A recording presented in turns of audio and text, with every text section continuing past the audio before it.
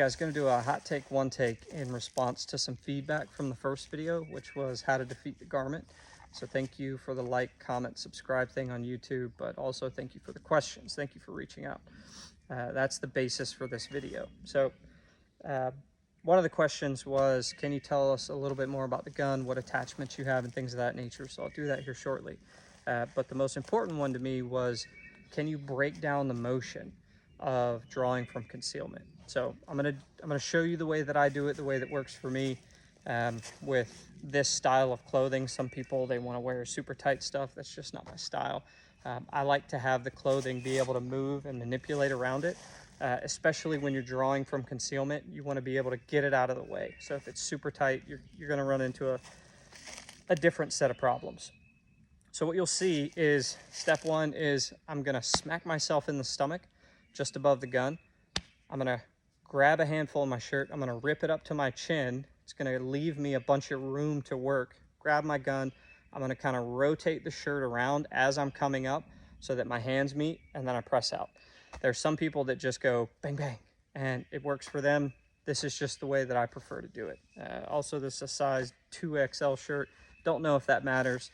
I've never been in a medium, but anyway, so slap yourself in the stomach, grab your shirt, rip it up to your chin, grab it, move it out of the way, meet your hands, fire off your first shot.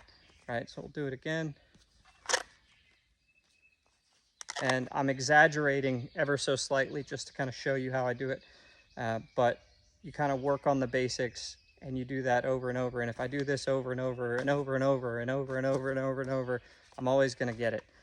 But you'll find that once you start pushing yourself, going a little bit faster, it becomes more and more important to actually make sure you get the shirt out of the way. Make sure that you grab it and you actually get a handful, because if you don't, if you get a little bit, if you don't bring it up all the way, you'll find that you do these numbers where the gun actually gets caught in the shirt.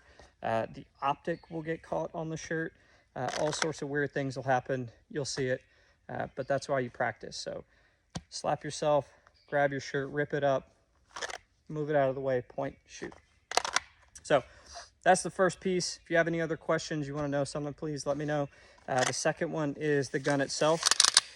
This is a SIG P320.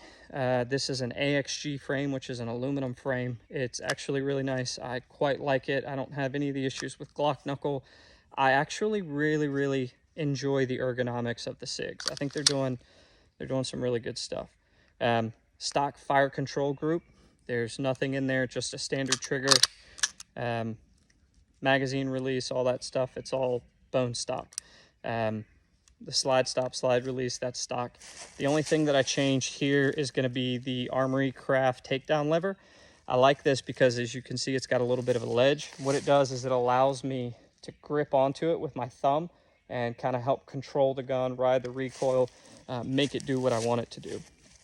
Got a Surefire X300, pretty standard. That's just because of the holster that I run. It's the Tier 1 concealed MSP, the Scott Jadinsky's Modern Samurai.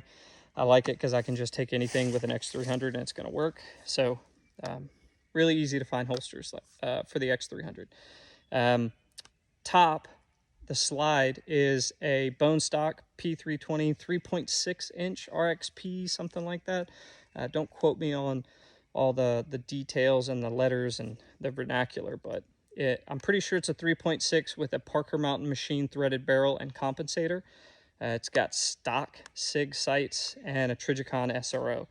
I really like the SRO. I like the window size. I'm not super concerned with whether or not it's duty grade or it's going to hold up or I'm going to break it. I've dropped it. I've thrown it on the ground, not like on purpose, like bang, but you know, it's fallen, it's done different things, and it's still in really good condition. I've got a lot of confidence in it. I'm also not super concerned with being able to co-witness and stuff like that. If the optic goes down, I'm in a different set of problems, but the distances that we're going to be using pistols is probably not such that I won't be able to get good shots on target. But anyway, pistol wise, bone stock, I do recommend the AXG frame. It's really nice. I also really like the magazine well. It doesn't have any sort of lips on the inside for things to get caught on. I've got an SLR magwell on a Glock 34 that it just gets hung up as you're going in there depending on the angle. This one, if you can just get the front in, you're going all the way in. It's not going to get hung up. So really like the AXG frame. And then obviously I've got a little piece of tape there that's just for my own comfort.